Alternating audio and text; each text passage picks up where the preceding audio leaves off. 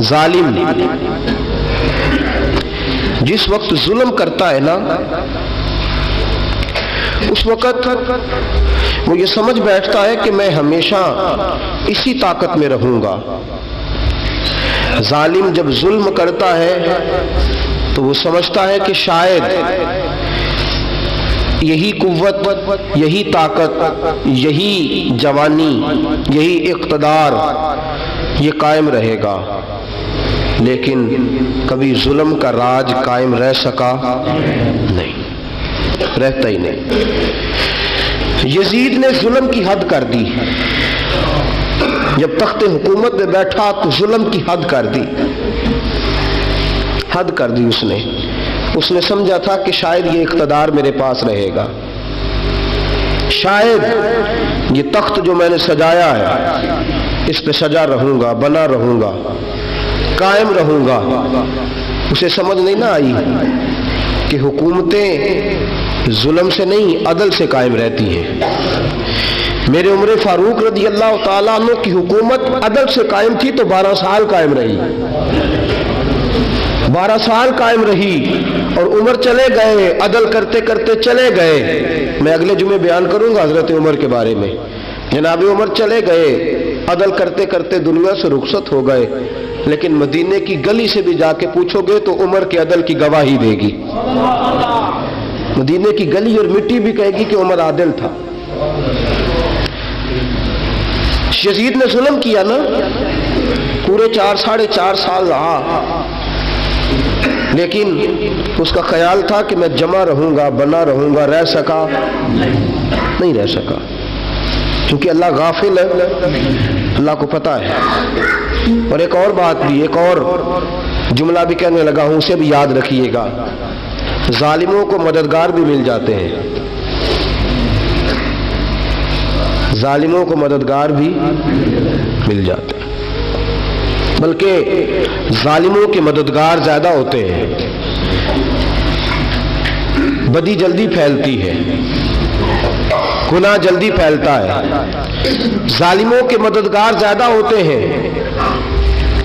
یزید کو مددگار ملے، ابن سعد ملا، ابن زیاد ملا، شمر ملا، خولی بن یزید ملا، بڑے اسے مددگار ملے جو کہتے تھے کہ بالکل کوئی خطرہ ہی نہیں، دنیا تو ترستی ہے تیری دید کو، اور سب خیر ہے، ہر جگہ امن ہی امن ہے۔ یزید جب ظلم کر رہا تھا تو سمجھتا تھا مجھے کوئی نہیں پوچھے گا، کوئی میرے قریب نہیں آئے گا، لیکن یارو اس تک دنیا کا کوئی بندہ تو نہیں پہنچ سکا، لیکن اللہ کا قہر تو پہنچ گیا نا، اللہ کے انصاف کا ہاتھ تو پہنچ گیا نا، رب تو ہے نا دیکھنے والا۔ عبیداللہ ابن زیاد کے دربار میں جب سیدنا امام حسین کا کٹا ہوا سر پہنچا نا، اس نے ایک چھڑی پکڑی،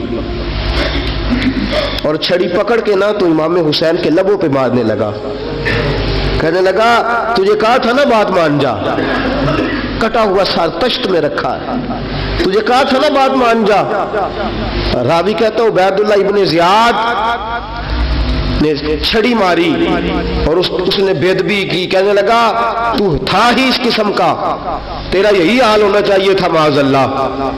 حضرت بریدہ اسلمی حضور کے صحابی دربار میں موجود تھے، فرمایا ابن زیاد تو برا ہے، تیرا باپ برا ہے، چھڑی پیچھے کر۔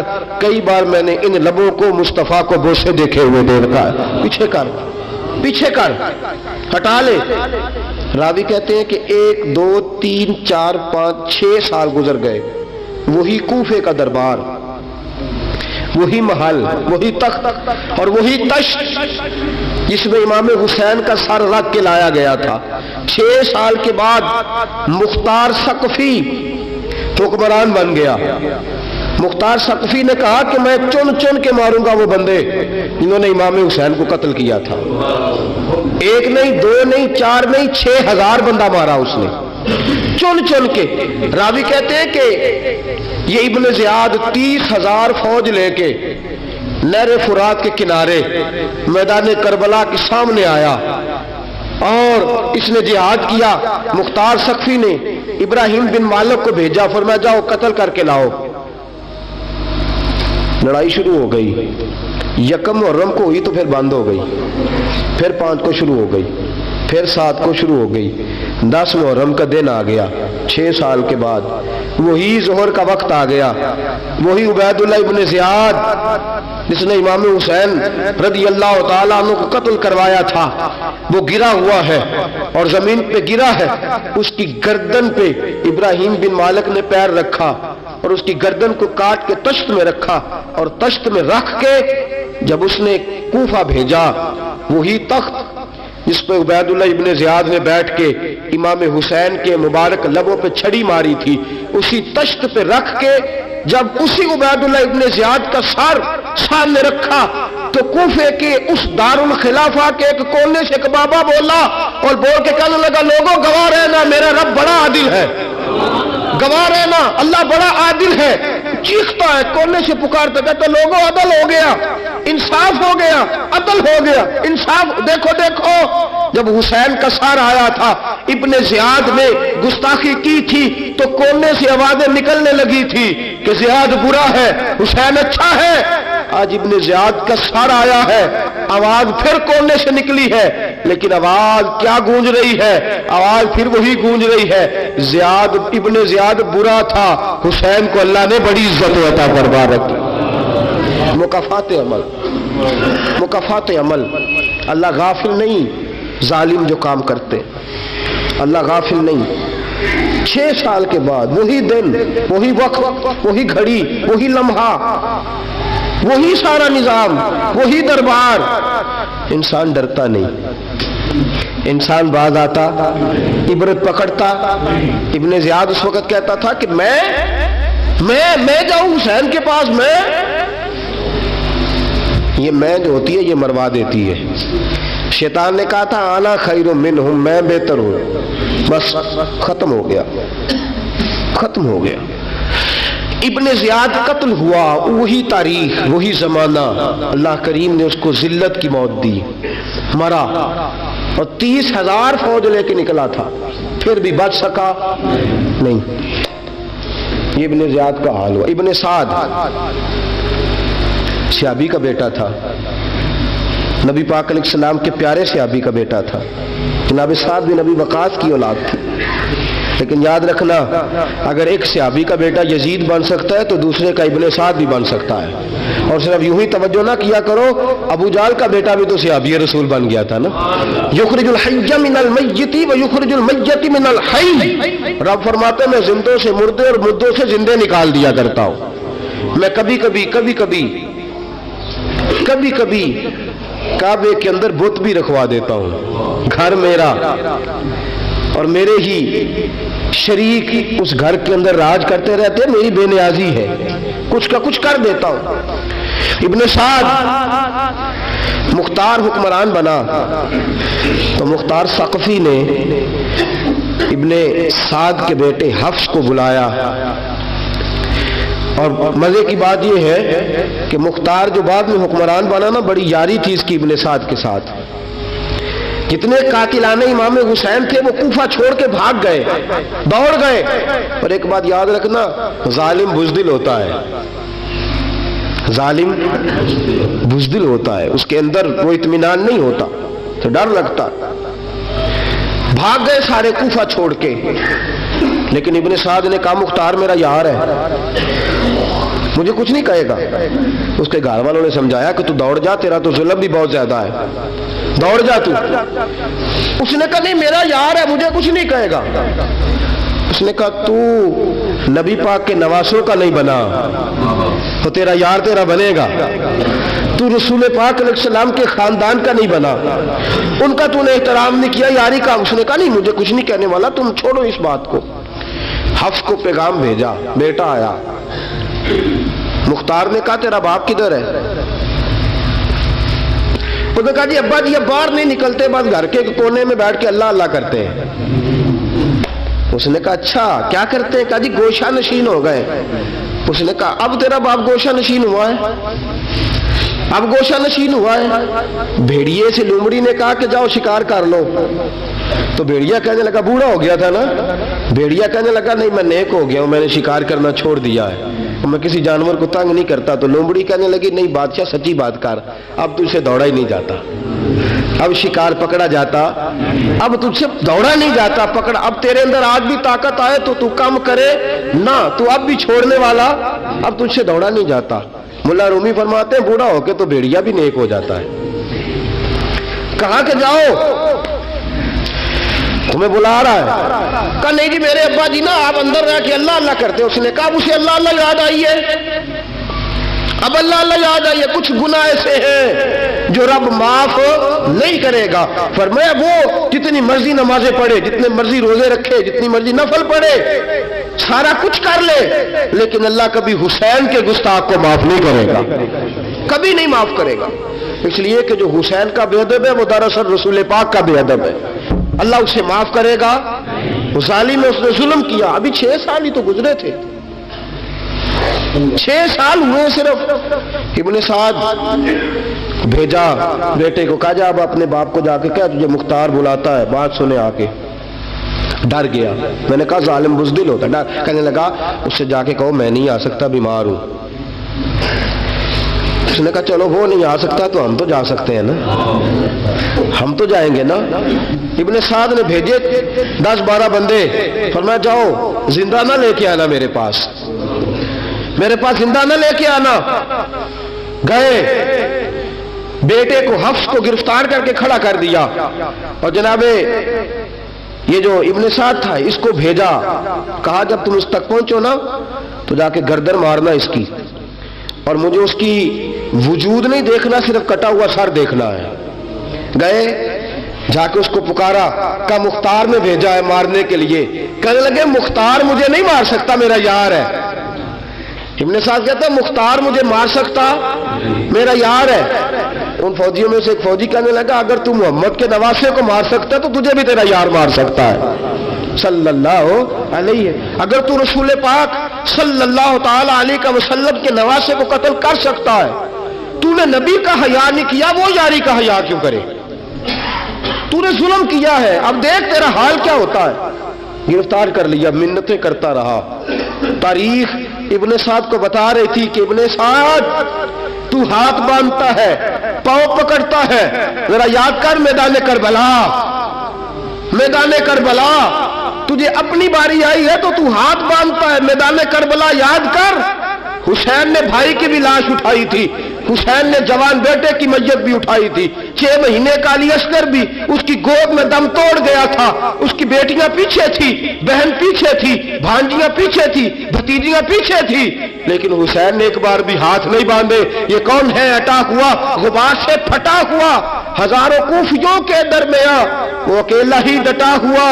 یہ بال یقین حسین ہے, نبی کا نور عین ہے. فرمایا یہ وہ میدان کربلا بھی یاد کرنا. تو ظالم تھا نا, معافیاں مانگ رہا ہے. حسین رسول پاک کے نواسے تھے, ایک بار بھی معافی طلب. دیکھ منظر یاد کر, ابن سعد کا ایک ہی بار میں سر قلم کیا, ایک ہی بار میں. امام حسین پہ تو پہلے 82 زخم لگے تھے تلوار کے, 82 زخم تلوار کے, نیزوں کے, اور کئی نیزوں کی انیاں امام حسین کے وجود میں ٹوٹ گئی تھی. امام حسین رضی اللہ تعالیٰ عنہ پہلے ڈٹے رہے, جمے رہے, بڑی دیر کے بعد پہلے ہی بار میں گر گیا. ابن سعد کا کٹا ہوا سر پہنچا تو بیٹا کھڑا تھا. مختار سقفی نے کہا کہ تیرا باپ میں نے مار دیا ہے. کہنے لگا کوئی مزہ نہیں رہا زندگی میں. اس نے کہا چلو ٹھیک ہے تمہیں بھی مار دیتے ہیں. پھر مزہ نہیں رہا تو مار دیتے. کاٹ دیا سر اس کا بھی, دونوں سر کاٹے, تشت میں رکھے, اور مدینہ منورہ حضرت محمد بن حنفیہ رضی اللہ تعالیٰ عنہ جو امام حسین کے چھوٹے بھائی تھے, جناب علی کی دوسری زوجہ کے بیٹے تھے, جناب علی کے صاحبزادے ان کے پاس بھیجے, اور بھیج کے کہا کہ لو ابن سعد کا سر حسین کا بدلہ ہے اور اس کے بیٹے کا سر علی اکبر کا بدلہ ہے. جب محمد بن حنفیہ کے پاس پہنچے تو آپ نے فرمایا یہ کمینوں کے سر میرے بھائی کے سر کا بدلہ ہو ہی نہیں سکتے, یہ کہاں حسین کا بدلہ ہو سکتے ہیں. وہ حسین ابن علی, وہ حسین ابن علی, حسین ابن علی کی شان رفت کوئی کیا جانے, حسن جانے, علی جانے, نبی جانے, خدا جانے. وہ حسین ابن علی کہ باپ جنہاں دا ہر میدان اندر لڑدا رہیا سی کل ایمان بن کے، ماں جنہاں دی سجدۃ النساء ہوئے تے نانا عرش تے جاوے مہمان بن کے۔ فرمایا یہ حسین کا بدلہ ہو سکتے ہیں؟ وہ خولی بن یزید، خولی بن یزید جس نے امام حسین کا سر کاٹا تھا، پتہ چلا نا، دیکھیں نا امام حسین کو کتنے موقع ملے تھے کربلا سے جانے کے، پہلے موقع پر ہی اور بن یزید نے کہا کہ امام آپ جانا چاہیں تو میں رستے کھول دیتا ہوں، آپ تشریف لے جائیں۔ امام حسین نے فرمایا میں علی کا بیٹا ہوں، دوڑوں گا نہیں، میں دوڑوں گا نہیں، میں نہیں جانے والا۔ خولی بن یزید دوڑ گیا، کوفہ چھوڑ کے دوڑ گیا اور کسی دور دراز علاقے میں جا کے ڈیرا لگا لیا۔ پھر وہاں سے واپس آیا، کسی نے کہا امن ہو گیا، آجا، آ گیا دوبارہ کوفے۔ مختار کو پتا چلا کہ آ گیا ہے، پھنس گیا ہے، گھر پہنچ گیا ہے۔ اس کی بیوی جو تھی نا خولی بن یزید کی، بڑی محبت کرتی تھی نبی پاک کے خاندان کے ساتھ، حضور کے خاندان کے ساتھ بڑی محبت کرتی تھی، اور محبت والوں کا انداز پتہ کیا ہے؟ رنگے چمن پسند، نہ پھولوں کی بو پسند، ہم کو ہے وہ پسند جسے آئے تو پسند۔ یہ انداز ہے، انداز محبت یہ ہے کہ نبی پاک کا غلام نہ ہو، سگا چچا بھی ہو تو مانتے نہیں، غلام نہ بنے، سگا چچا بھی ہو تو مانتے نہیں، اور نبی پاک علیہ السلام کا غلام ہو، چاہے حبش کا رہنے والا بلال ہی کیوں نہ ہو، سردار مانتے ہیں۔ یہ انداز محبت ہے۔ وہ بیوی بڑی محبت کرنے والی تھی، اس نے پیغام بھیجا، اس نے کہا آ گیا ہے گھر، بندے بھیجے، کہا جاؤ خولی کو پکڑ کے لاؤ۔ مختار نے کہا جلدی لاؤ، حکمران نے حکم دیا، لاؤ پکڑ کے۔ گئے گھر کے اندر گئے تو چھپ گیا، چھپا کہاں؟ ٹوکرے کے نیچے۔ میں نے کہا ظالم بزدل ہوتے، ایک ٹوکرے کے نیچے چھپ گیا۔ بیوی سے کہنے لگا، ان سے کہنا میں گھر کوئی نہیں، ان سے کہو میں گھر نہیں۔ بیوی کہنے لگی چلو ٹھیک ہے۔ دروازے پہ گئی، وہ کہنے لگے ہم خولی بن یزید کو گرفتار کرنے آئے ہیں، منہ سے پکار کے کہنے لگی گھر کوئی نہیں، منہ سے، اور ہاتھ کے اشارے سے کہنے لگی وہ ٹوکرے کے نیچے چھپا ہوا ہے، منہ سے کہنے لگی کوئی نہیں گھر، تاکہ سن لے اندر، سن لے، منہ سے کہنے لگی کوئی نہیں، ہاتھ کے اشارے سے کہنے لگی چھپا ہوا ہے ٹوکرے کے نیچے۔ گئے، جا کے ٹوکرا ہٹایا، اپنے پاس بہت ساری دولتیں اور جائیدادیں وہ ساری دے دی، کہنے لگا یہ میرے پاس کتنا پیسہ ہے، یہ بہت سے کاغذات ہیں، یہ کتنے زیورات ہیں، لے لو، مجھے چھوڑ دو۔ انہوں نے کہا وہ حکومت کدھر ہے جس کے لیے تم نے حسین کا سر کاٹا تھا؟ کدھر ہے وہ تمہارے تخت، اور کدھر گئی وہ تمہاری سلطنتیں، اور کدھر گئی وہ تمہاری دولت اور اقتدار، اور کدھر ہے وہ تمہارا اسلحہ جس کی بنیاد پر تم نے رسول پاک کا خون میدان کربلا میں بہایا تھا، وہ ہمارے سامنے لے کے آ۔ کہنے لگا یہ تھوڑے سے انعامات جو میں نے اکٹھے کیے تھے، یہ دنیا کی گندی دولت، اس کے لیے میں نے میدان کربلا میں امام حسین کا مبارک سر مبارک تن سے جدا کیا تھا، لے لو، مجھے چھوڑ دو۔ انہوں نے کہا نہ دنیا میں لے تجھے چھوڑیں گے، اور نہ اللہ ہی تجھے قیامت کے دن چھوڑے گا۔ گرفتار کر کے لائے، گرفتار کر کے لائے۔ مختار نے کوفے کے بازاروں کے اندر اعلان کیا کہ آؤ باہر نکلو تمہیں بتاؤں، حسین ابن علی کا خاندان گرفتار کر کے انہی کوفے کی گلیوں میں پھرایا گیا تھا نا، یہی گھمایا گیا تھا، آؤ تمہیں دکھاؤں خدا کا انتقام اور اللہ تبارک و تعالیٰ کا انصاف تمہیں دکھاؤں، آؤ میدانوں میں نکلو، گھروں سے باہر آؤ۔ مختار ثقفی اگرچہ بندہ آباد میں یہ بھی ٹھیک نہ نکلا، لیکن بعض اوقات میرے نبی پاک علیہ السلام نے فرمایا اللہ اپنے دین کا کام اپنے نافرمان سے بھی لے لیا کرتا ہے، اس نے کام لینا ہو فاسق سے بھی لے لیتا ہے۔ اللہ نے لے لیا کام، نکلو میدانوں میں، نکلے باہر، چوک بھر گئے، گلیاں بھر گئیں، کوفے کے محلات بھر گئے۔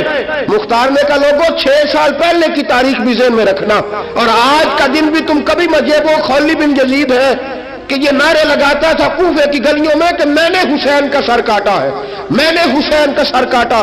تمہارے سامنے کھڑے، پوچھو اس سے پوچھا بھی تو نے حسین کا سر کاٹا؟ کہنے لگا جی میں نے تو بالکل نہیں کاٹا تھا، میں تو انعام کے لیے نعرے لگاتا تھا، میں نے تو نہیں کاٹا۔ اس نے کہا چلو ابھی کرتے ہیں تیرا بندوبست۔ زخم لگائے تلوار کے ساتھ، اس کے وجود پر زخم لگائے، اور جب نڈھال ہو گیا، خون بہ گیا، زمین پہ گر گیا، تو مختار نے کہا اس کے وجود کو آگ لگا دو، زندہ کو جلا دو۔ جب وہ جل رہا تھا راکھ اڑ رہی تھی، لوگ کہہ رہے تھے کہ دیکھو یاد رکھنا اللہ نے رسی ڈھیلی کر دی تھی، اب رب نے رسی کھینچی ہے، تو دیکھو خدا سے بڑا کسی کا انصاف نہیں ہے۔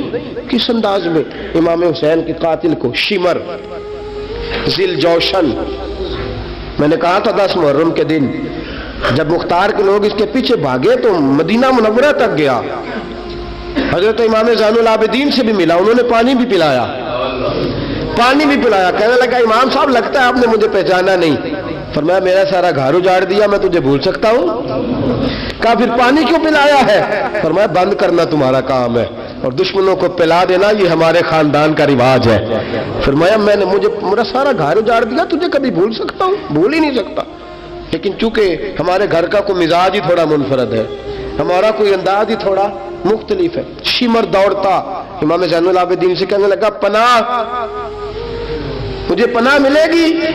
آپ نے فرمایا جیسے اللہ پناہ نہ دے اسے بندہ بھی نہیں دے سکتا، تیرے پاس اب چارہ کوئی نہیں، اس لیے کہ اب تجھے دیکھے نا، یاد رکھنا ظالم دوڑتے ہیں نا، جب ظالم دوڑتے ہیں تو پناہ مانگتے پھرتے ہیں، جب ان کا توتی بولتا ہے تو کہتے ہیں ہم چما دیگرے نیس، ہمارے جیسا کوئی اور ہے ہی نہیں، اور جب رسی کھینچتا ہے اللہ تو پھر بھاگے پھرتے ہیں گلیوں اور بازاروں میں، دوڑے پھرتے ہیں۔ اس لیے کہتے ہیں کہ ڈر کے رہنا چاہیے، ڈر کے۔ آج بھی ان کے ساری شمر کو کہا کہ تو اب تجھے کوئی پناہ دے نہیں سکتا، اس لیے کہ تو اللہ کی پکڑ میں آنے والا ہے۔ شمر دوڑتا دوڑتا ایک گاؤں میں جا کے چھپ گیا، وہاں کے لوگوں کو مارا پیٹا، کہا قبر کسی نے بتایا تو گردن اڑا دوں گا۔ رات کا سناٹا چھایا تو مختار سقفی کا گروہ پہنچ گیا، شمر کو گرفتار کر کے لایا۔ مختار سقفی نے کہا کہ اس کے نا ہاتھ اور پیر باندھو، یہ پانی بند کرتا تھا میرے امام کے بچوں پر، یہ پانی بند، اور نعرے لگاتا تھا، کھڑا ہو کے کہتا تھا کہ امام پانی جانوروں کو دوں گا، درندوں پرندوں چرندوں کو دوں گا، لیکن اگر علی اصغر مانگے گا تو پھر نہیں دوں گا، علی اکبر مانگے گا تو پھر نہیں دوں گا، عباس مانگیں گے تو پھر نہیں دوں گا، اگر زین العابدین مانگیں گے تو نہیں دوں گا، سکینہ شہر بانو اور زینب کو پانی نہیں ملے گا، باقی ساری کائنات پیے گی، آپ کو نہیں ملے گا۔ یہ وہی شمر تھا، گرفتار کر کے لایا، 3 دن تک پیاسا رکھا اور زبان اتنی لمبی باہر نکل آئی، العطش العطش کی آوازیں بلند کرنے لگا۔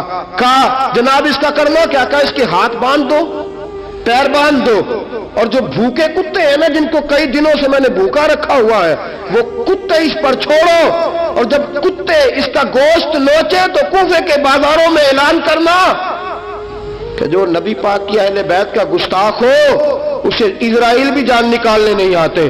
کتے نوچتے ہیں، تڑپتا ہے لیکن جان نکلتی۔